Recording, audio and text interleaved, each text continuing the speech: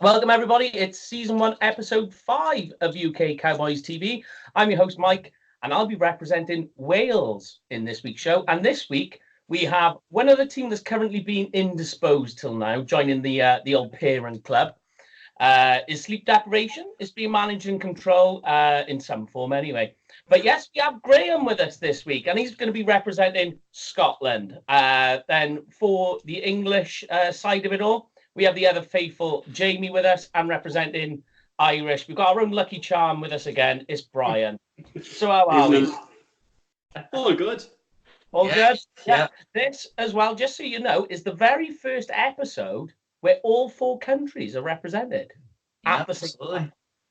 Yeah, first time. So always a first for everything. But just a quick recap. If you're joining us for the first time, because I've had a few messages and what have you this week, don't forget last week we had Brian brought us on the show. Go back, watch it. Really good show to watch, that one. But this week, we'll kick off as we mean to go on, yeah? We had the Cowboys versus Rams last Sunday. It was a 3 a.m. kickoff. Anybody managed to watch it, or were we all sleeping? And Sleeping. Yeah. I did set an alarm. 40 minutes in Game Pass. Yeah. That, as we just said, the sleep deprivation side of it. No, I did set an alarm and I woke up. I managed to watch like the first quarter and the second bit, fell asleep, and I woke up to my 2-year-old slapping me in the face. So I was like, oh, well, there we are. I'm awake then. But anyway, the Cowboys won 14-10 in Hawaii. We had a few people from America send us some pics. Very tropical, very Hawaiian pics. But one of the stars of the show, we had running back Tony Pollard. Now, he stuck a game out where he did 42 yards, 1 touchdown, and a massive average of 8.4 yards per carry. I mean, that is insane. You know, that's college numbers. He did have a reception for 9 yards as well. But the question I pose to you guys, right, is with Tony Pollard as our bell cow running back, right, do we win just the same amount of games as him in there as we do with Zeke, or is it more or is it less? Graham, since this is your first time on the show, take it away, Pop. Yeah. Well, I think it's really a small sample size. But I think a lot of the time what you have to remember is that we give our running backs a motorway, whereas a lot of teams give them an access road. You know, that kind of way. If our guy with the ball finds a gap, he's off to the races. So, you know, it's difficult to pay running backs when you look at the likes of Todd Gurley. The Rams will probably have endless problems this year with him and his knee. You know, constantly having to manage it. Noticing the Super Bowl, he was taken out. Really tough time for the Rams, and they're committed with all that guaranteed money.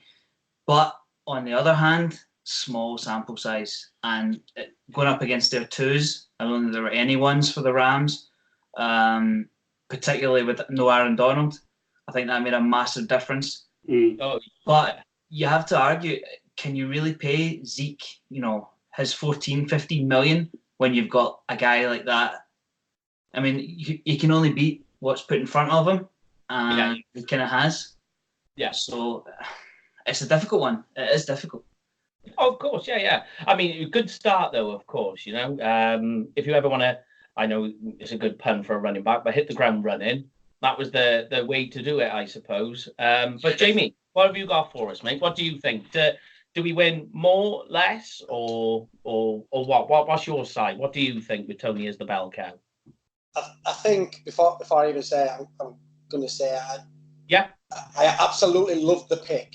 I think he's going to be great for the backfield, but I don't think, as we stand at the minute, I don't think we win as many games just for the fact that, if memory serves me right, I don't think he was the feature back at Memphis when he was there. It was more of a compliment, and I think that's what he'll be in our offense. I think he'll get a lot. I think he'll get quite a few yards, both receiving and rushing, but I just don't think he can pick up what probably if Zeke doesn't get done. Just for the fact, because Zeke obviously was he was the main guy when he at Ohio State, so he was used to that kind of thing. Whereas Pollard probably isn't that. Maybe give it a couple of years in this offense, then maybe. But I think at the minute, no, maybe not a lot of games less, but I just think, I think we're a bit. Okay, Bri, I'm going to get to in a moment. I don't know if you've all just had the same notification come through. Yeah. Jalen Smith has just signed a contract extension. So a live exclusive on the show. Another first. So it's a day of first for the show. We've had our first our first live update as it comes through. I haven't got any details of the contract, right? I'll chuck the question over to you, Bright, and I'll try and see what I can find out while you're talking, mate. So question again, Tony Pollard, Zeke, more or less the same. No, it's definitely going to be less. Like Zeke is your complete 3-down back. He can run, he can catch, he can pass, block. So you have the full Swiss Army knife with him there. Pollard was more of a situational player, spot player with Memphis. When he got the ball in his hands, he was explosive, but it's easy to be explosive when you're only doing it in certain situations. So you're not going to get bell cow production out of him as a player. I think the plan was that they were going to bring him in say that Alvin Kamara mode of 2 years ago, have Zeke as your main back, bring in Pollard in certain situations, see if he could have an impact like Alvin Kamara had. Obviously, you're not going to get that every time, but we'll see what happens with it. But I wouldn't think it would be less. So that's why you've got to get Zeke done. All right then. I am still trying to find some more details on Jalen Smith. I'm going to leave it a minute because as I'm Googling, I'm losing connection here. I've got too much internet. Too much internet. Not a good thing. So I'm going to leave that right now. We'll move on to our next question, right? So in the Houston game, we also had, obviously, all three quarterbacks going. Dak, Rush, and White. Dak obviously having the best game. He was 5 out of 5, 64 yards. Obviously, he's only going into the one series there. No touchdowns, no interceptions.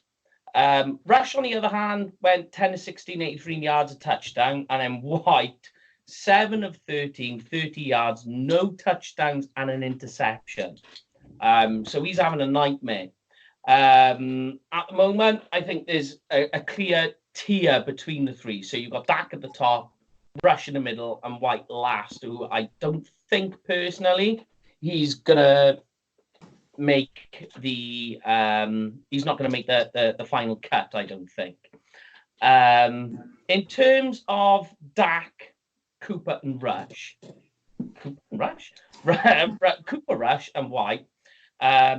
So I'll ask you first. We'll go with you again, Graham, right? Between Dak and Cooper, what makes Dak the better quarterback out of them pair? What is it that Dak does better then? And the reason why Dak is performing better?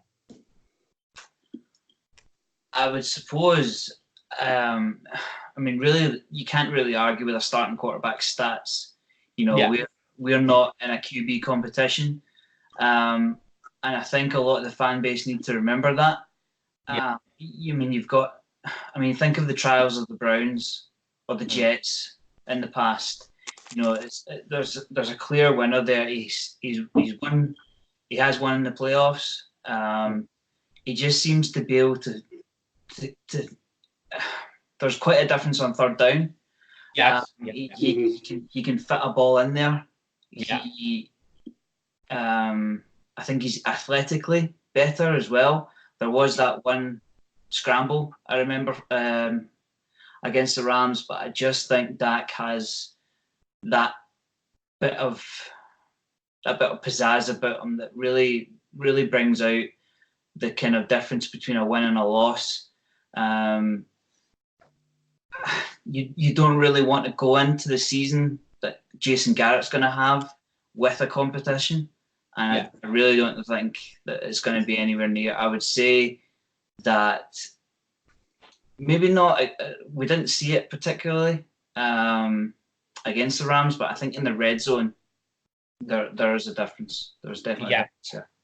Definitely. I would agree with you on the red zone side and the athleticism. I mean, there's no arguing. I mean, Dak's built more like a linebacker than a quarterback. So when he gets going, it's hard to bring down.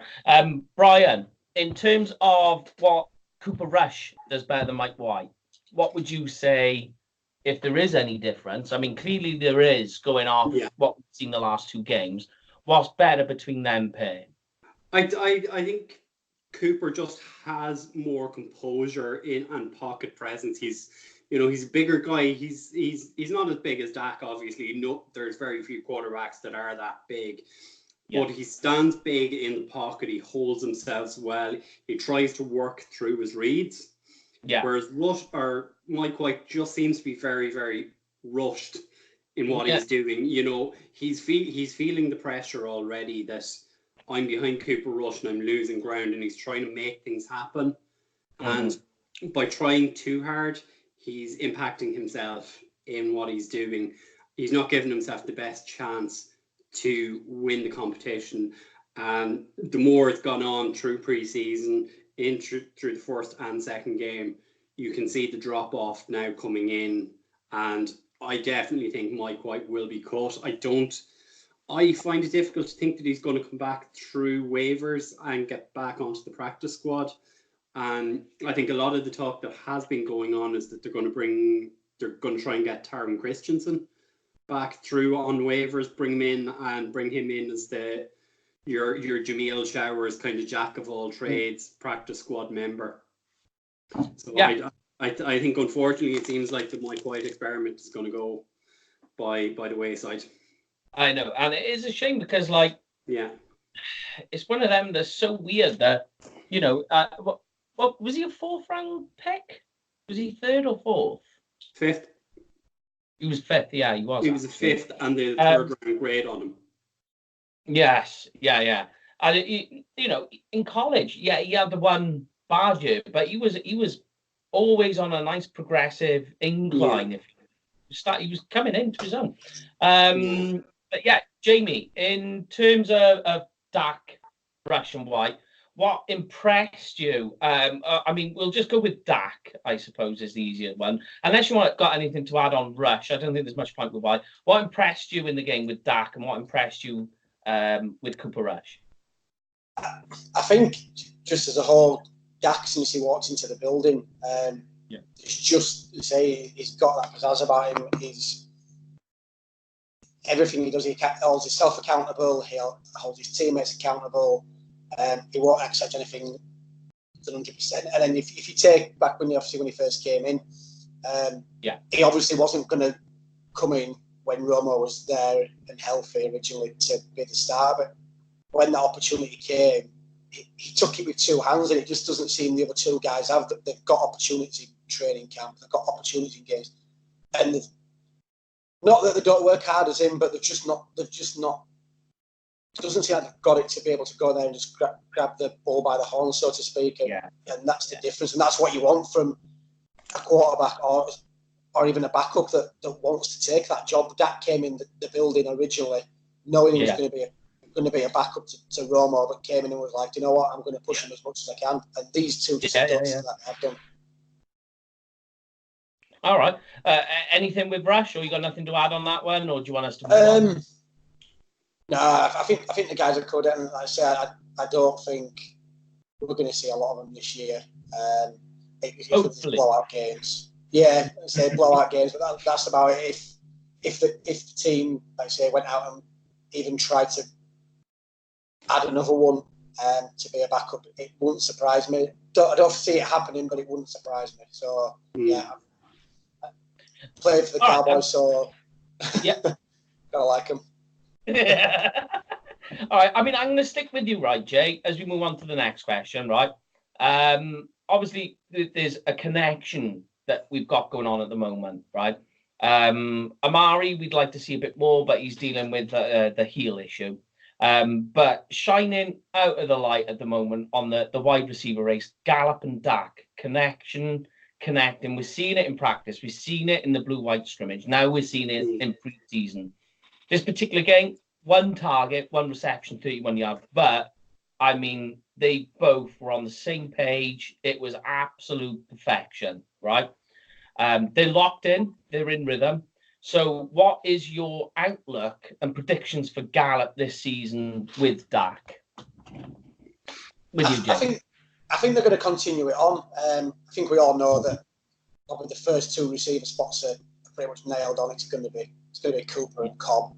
And like I say, you always want to see progression year on year, and I think I know it's early doors, but we're seeing that, and I think Gallup's going to probably take that 3 spot, and it's going to allow Moore and Jason Garrett to move people like Cooper around and maybe use somebody like an Austin in a different kind of setup, which you want to say. I think when he come in, I was hoping that he would kind of take Terrence Williams' spot, but obviously I don't think he was ready at that time. But I think he's made them progressive steps, and I think this year we're going to see that step again. He's going to go up, and he's going to push maybe Cobb for that 2 spot.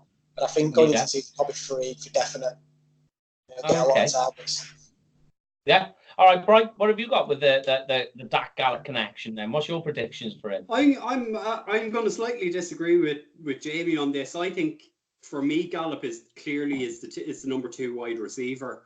Like I thought there was a lot of progression, and you saw it even more once Cooper or Amari Cooper came in last year. With Dak having that number 1 threat, he was attracting coverage to his side, and it was freeing up plays. And I think as the season progressed and people moved to Cooper, it freed up a bit of space for Gallup. Gallup was then able to take advantage of it, because I think Gallup only scored the couple of touchdowns he got late in the season, and he scored in the playoffs as well. So I would say Gallup is clearly our number 2 receiver. And then Cobb is going to fight with, say, Witten or Jarwin for those third read and receptions. Okay. That's my take on it. I could be wrong, of course. No. Yeah, I mean, that's the thing. I mean, it's just a prediction at this point, a hot take, if you like. Yeah. But all right, great. What have you got in terms of what you see or what you foresee for Gallup this season? Well, I'm actually going to agree. I think Gallup is our number 2. I got a chance to watch Cobb a lot last season, and when you have Aaron Rodgers under center and the Packers let you go, I have my reservations about Cobb. I just think his arrow is heading down, and Gallup is heading up. I would go as far as to say that Gallup will have a bigger presence for us than Terrence Williams, which is a big claim. I mean, off the top of my head, it'd be 900 yards. Yeah. No, of course. Yeah, I mean, to be honest, when you look at Terrence Williams, he was good in the run game. He was a good wide receiver as a blocker on the outside. As a wide receiver, I mean, he only had a few games where we relied on him. So I totally agree with you there. But the next guy that's on our hit list is Brett Maher. Obviously, the enigma. I think the reaction's saying it all. But going off what we've been hearing this week, he's literally striking every ball. He's gone every day without missing a kick. Yeah, I just read that before he came on. Yeah. And I mean, that is good to see. Going into the Rams game, he did miss a field goal. I mean, you can say what you want about that, but in terms of his kicking, 2 extra points, both of them hit. Are the concerns subsiding, or are they still there? No, go on, Brian, take us away. No, they're not. Like, I mean, it's great to hear that he's hitting them in practice, but as much as we say, like, Dak was never good in practice, but he was a gamer. Brett's proven he's not a gamer. Okay. And I would still be looking to bring someone in just to have 1 or 2 legs in. I mean, I know I said it last week that I was hoping we might consider Dan Bailey, but Brian put the block on that and told us there was no chance of that happening. So I can still see 1 or 2 kickers possibly being brought in and just see what happens. But Mar's got to do it in the games for me. He can't miss kicks in the game. Yeah. All right, great. What have you got on Brett? I mean, you haven't had a weigh in yet. So what have you got on him? Yeah. It's difficult to say because you would imagine that the best 32 kickers in the game have jobs right now. So I get the kind of need to bring in a push, a kind of backup, an alternative, but we're not far off the season. I think if they were going to do that, they would have done it by now. Okay. He certainly makes me nervous, I have to admit. But hopefully, with our offensive line returning to full strength or as close to full strength as we can, we won't be relying on our kicking game. Hopefully, again, it's going to come down to a couple of games, but you just have to hope. I mean, even Greg the Leg missed one against us the other night, so it does happen. For me, you just have to go with it. You just have to hope. They're bedded in with him basically now for the season. Yeah. Nobody's foolproof. Nobody's going to nail every single one. I mean, like when you look at it, I mean, Brett last year, he did end up finishing with an 80%, round about the 80% mark for his field goals, which is about average really in the NFL. So I think in some ways a lot of what we look at with the kicker is because we've been so spoiled, with what we've had in the past. You can go as far back as like Billy Cundiff and all that. They had great seasons. Yeah. But Jake, what are your thoughts on Brett? Is he? Do you feel better, the same, or worse? No, God, no. I agree with the guys. Like I say, I think it's too late in the pre-season to probably make a move. But for me, I think he's skating on thin ice.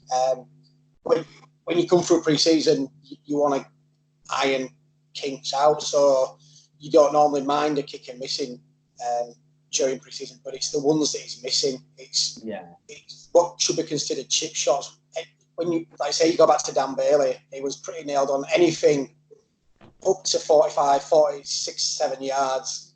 It was nailed on. He was going to hit him, and this guy's missing him from 32 yards. Yeah, he should be making them with no issues, and that's what scares me. Yeah, if we can't rely on him from 32 yards, how can we rely on him for a game winner from 52? Yeah. Oh, yeah. But I mean, like we keep going back to every time is the 50-yarders he has no trouble with. It's the bread and butter distance, the 25 to 40 yarders that he seems to struggle with, which is the bit that baffles us. Yeah. Jeff Eathing, You are? Get Jeff Eathing. Go on, Brian Chicago. Wow. It's like he said last time, he's 1 for 1. He's 100% in the NFL. 2 for 3, Mike. Okay. You didn't think I'd miss that one.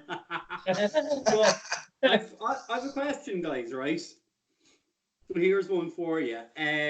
The Cleveland Browns, right? They've Greg Joseph and they've Austin Seibert in a kicking competition. If one of those guys was cut, would you bring one of them in for a look? I always have this thing about cut players that if they're not good enough for the Browns, they're not good enough for us. Yeah. That kind of way. I always feel like with cut players, there's a reason. If you were so good, the team would try to keep you. They would work, they would re-sign, they would extend, but they would keep you. I think we've been stung in the past a lot of the times with picking up free agents and giving them the big money deal that they've been after, and it just doesn't work for me. For a competition, yeah. Like the reason I ask is Seibert is a rookie. He was a 5th round pickup, so you're only going to be paying him, say, a minimum rookie deal really to bring him in if we wanted to have a competition. So that's why I asked that question. For me, I kind of being a Big 12 and a Texas Longhorns fan, I did pay attention to our much hated Oklahoma Sox rivals, where Seibert came from, and he did kick a lot. I'm pretty sure his record was up well into the 80s and possibly over the 90s, and that's why I posed the question. So yeah, I think like Graham said, bring him in for the competition, but I think he'd have to completely blow it out of the water to get Matt off the squad. But there's no harm in bringing him in, is there? Like I say, you never know. You always find that diamond in the rough somewhere, don't you? Yeah. So it's worth a try. You're not having to pay him much, so it's worth a try. I suppose none of us knew this time last year that there even was a kicking competition going on. So it's just that unknown. We don't know. I'm just shocked Cleveland have got a competition of anything. I don't know. My Baker Mayfield, I know it's not a competition, but Baker Mayfield is looking pretty hot this season. And I'm on about his football. I'm not on about his looks. You know, it pains me even more because, as Brian said, he's a Sooner, and us being Longhorn fans, it pains me to say that. I actually like him. I really do like him. I think he's probably fallen in the right situation. Yeah. Like if he fell, I mean, the best one. If you ever get to see you are sorry. No, go on ahead. All right, sorry. Yeah, I was going to say, if you ever get to see an interview, is watch the one that he does with Hurd, Baker Mayfield and Hurd. He goes in with a T-shirt with like undrafted written on it, and he just rips him apart. Like, oh, it's awesome. I'll send you a link later. It's brilliant. It's so funny. But in terms of, I'm banging on about Baker Mayfield. Yes, it's a Cowboy podcast. But yeah, this weekend we got the Houston Texans, the in-state game. Yeah. Every year we get to play them. So we're going to go around the house. We finished with you, Jamie, so I'm going to start with you. This weekend, so the Cowboys are playing them, I think it's midnight Saturday, so into Sunday morning here in the UK, which is all right for me because I'm at my fantasy draft, so I'll be up watching that. In terms of the players or the positions or the coaches, what is it that you're watching in this particular? The third game, obviously, is always a good dress rehearsal. So hopefully we get to see a bit more of the first stringers. Who is it that you're interested in watching this weekend? Just looking back from the last week, I'm gonna go with the D line just for the fact if I'm not mistaken, the D line got no sacks last week. No. So I'm looking for a massive improvement this week. Like I say, we've got it's Battle of Texas. It's bragging rights. Yeah, it's pre-season, but I say we're probably going to see a bit more of the starters, but you're also going to see some of the kind of the second string, first string kind of working there as well. So this is where if they want to come in and want to make a name for themselves, then they have to go up against some of the bigger and better players. So yeah, the D line for me this week. All right then. Graham, who are you going to be looking for this weekend? I'm going to zero in on 9-7 Taco Charlton. Okay. Yeah. Come on. I think it was around this time that Tank broke out. Yeah. I'd love to see Taco take off as well. Goodness, that would be amazing. But he doesn't seem to have shaken off his first round pick, and I don't know. The light might come on. Hopefully it does. Hopefully it does against the Eagles, for instance. Yeah. But I just you spend so much on a talent like that, and it doesn't seem to work, and it's quite frustrating. That's obviously why we paid DeMarcus Lawrence so much, because we've found one. To find two would be amazing. I think. Did I see that we've got a few guys back on the roster? We have, yeah. Both Crawford and Tank are back off PUP. It would be nice to see them suit up. That would be good. Maybe a little bit early. But yeah, like Jamie, I'd love to see something at the D. I'd love to see something at the D line. You're pretty much the same as Jamie then. You're looking down the D line. Taco's contract year this year, isn't it? Hold on, 1, 2, 3, 4. Because we didn't take the option, did we? Yeah. Yeah, I think this is sure next year would be his fourth, and then they would exercise his fifth year, I would imagine, to get the most out of them. I think that's the only worry with me. It's nice to have that fifth year option. Yeah. But then you get into the situation. I think we had a little bit, didn't we? We kind of does when it gets to contract year, and they just absolutely break out, and that's what kind of going to worry me a little bit. Although I agree, Greg, I'd love to see him kind of break out. If he has a bit of a poor year, and then next year's contract year, and he just balls it, and then we're going to be stuck and have no choice but to pay him. Yeah, I mean, where's he been for the other years? The only other option is you could use it. You could, if they did decide to cut ties, then he'd be restricted free agent. So you could look to get, you could get maybe a fourth round pick back. Compensating pick. But Brian, yeah, who have you got in terms of who you're watching for this weekend? And don't say Jack. Well, we know how good he is, but you've picked the right area. I'm looking at the defensive backs this week. Because I just again, just before we came on, I had a look, and there's a doubt over whether Byron is going to be available week 1. He's still under So I want to see how the defensive back line is working.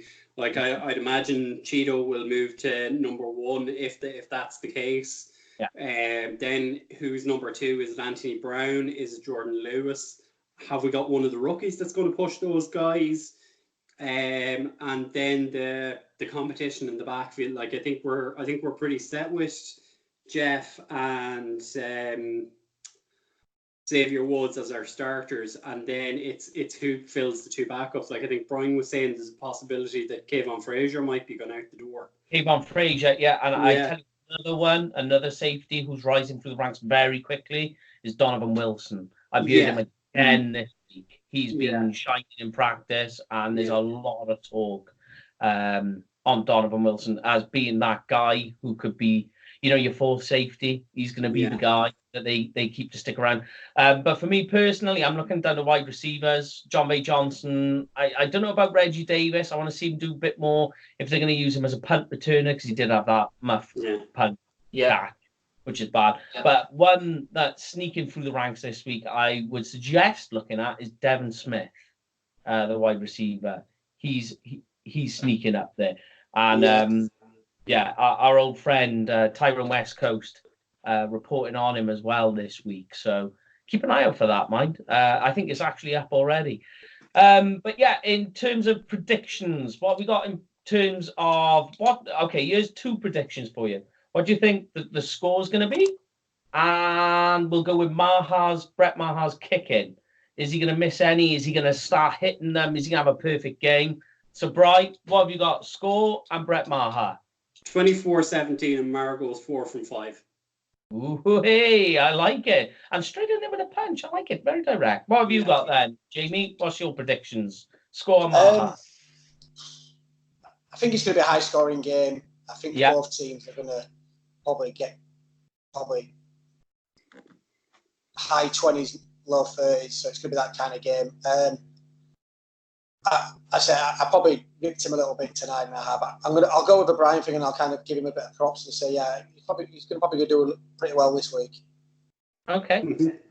What have you got, Gray? I'm writing these down. Yeah, I'm going to go 14-10 Houston, just basically because we don't win preseason games. We don't. That's just the way it goes.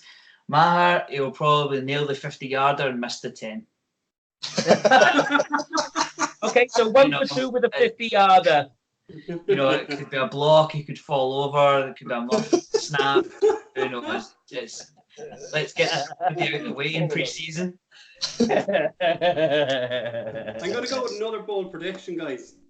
Well, I'm going to call it Anthony Brown with an interception return for a touchdown. Ooh. Yes, I like this.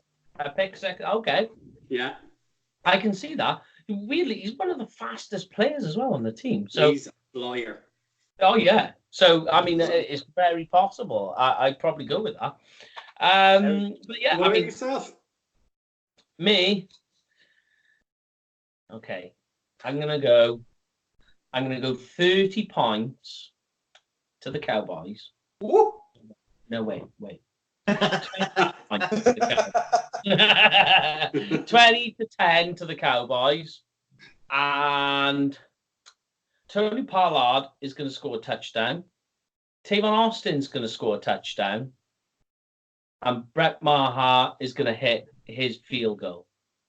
He's going to hit 2. Solitary goal. Okay. Yeah.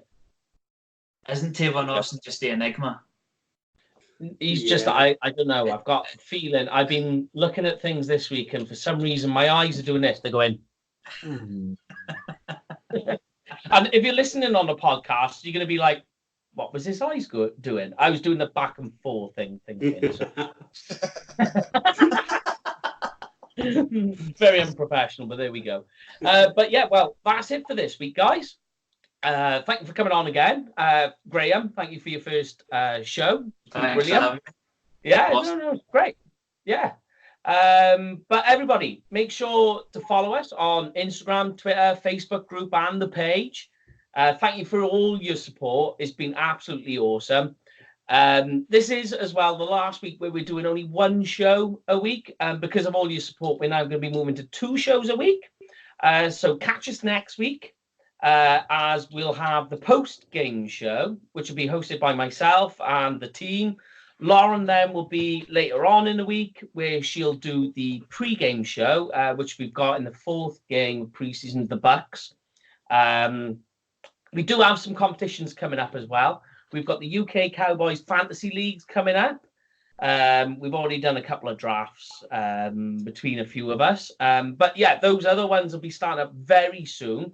And of course, we did put a post up this week about Membership Monday. And just so you're aware, that is a go. We've had so much response come back from Instagram, Facebook, Twitter, that we've decided that, yes, it is going to go ahead. Give us a bit of time to sort out a few ways to do it. What we're going to do in that sense, whether it's going to be a complete rotation of us all or whatever. We don't know, but look out for that. But for now, guys, give everybody a wave. Waving. And that's it, guys. Bye for now, and we'll see you next week.